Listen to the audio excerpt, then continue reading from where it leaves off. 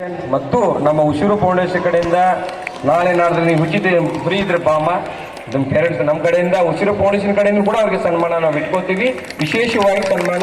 ಹಾಗಾಗಿ ನೋಡಿ ಎಷ್ಟು ಆ ಒಂದು ಮೆಡಿಟೇಷನ್ ಮಾಡ್ಬೇಕಂದ್ರೆ ನೀವು ಒಂದು 5 ನಿಮಿಷ ಕಣ್ಣು ಮುಚ್ಕೊಂಡು ಕುತ್ಕೊಳಕ್ಕಾಗಲ್ಲ. ಅತ್ತೆ ಬಗ್ಗೆ, ಮಾವನ ಬಗ್ಗೆ, ನಮ್ಮ ಗಂಡನ ಬಗ್ಗೆ, ಮಕ್ಕಳ ಬಗ್ಗೆ ಚಿಂತನೆ ಮಾಡುವಾಗಲೇ 5 ನಿಮಿಷನೂ ನೀವು ಕಣ್ಣು ಮುಚ್ಕೊಂಡು ಕುತ್ಕೊಳಕ್ಕಾಗಲ್ಲ. ಹೇಳಿದ್ನಲ್ಲ, ಅವಾಗ ಓಮನ್ ಹೇಳಕ್ಕೂ ಕಷ್ಟ ಆಗ್ತದೆ.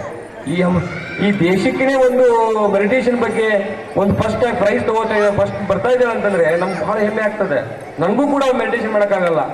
ಅಂಥದ್ದು ಒಂದು ಸಣ್ಣ ಹುಡುಗಿ, ಎಷ್ಟು ವಯಸ್ಸು? 6 ವರ್ಷದ ಒಂದು ಚಿಕ್ಕ ಹುಡುಗಿ ಸಾಧನೆ ಇಲ್ಲೇ ಇದೆ.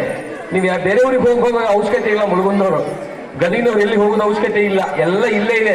ಹಾಗಾಗಿ ನಮ್ಗೆ ಇಂಥವ್ರಿಗೆ ನಾವು ಸನ್ಮಾನ ಮಾಡ್ತಾ ಹೋಗ್ತಾ ಇದ್ರೆ ಈ ದೇಶಕ್ಕೆ ಕೂಡ ಒಂದು ರೆಸ್ಪೆಕ್ಟ್ ಸಿಗುತ್ತೆ. ಈ ದೇಶದ ಒಂದು ವಿಚಾರ ಆಗಿದೆ, ನಾವು ಇನ್ನೊಂದು ಸನ್ಮಾನ ಮಾಡೋಕೆ ಕಲಿಬೇಕು, ಇನ್ನೊಬ್ಬರನ್ನ ಗೌರವಿಸೋಣ ಮಾಡಿ ಕಲಿಬೇಕು.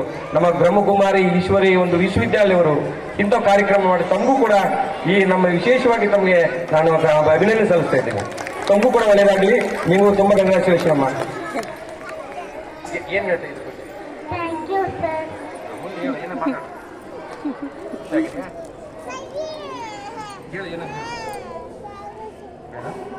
ನಾಚ್ಕೋತಾ ಇದ್ದಾಳೆ. ಒಳ್ಳೆ ಮೆಡಿಟೇಷನ್ ಮಾಡಿ ಫಸ್ಟ್ ಪ್ರೈಸ್ ತಗೊಂಡಿದ್ದಾಳೆ. ದೇಶದಲ್ಲಿ ಹೆಸರು ಮಾಡಿದ್ದಾಳೆ. ನರೇಂದ್ರ ಮೋದಿ ಅವರು ಕೂಡ ಅವ್ರನ್ನ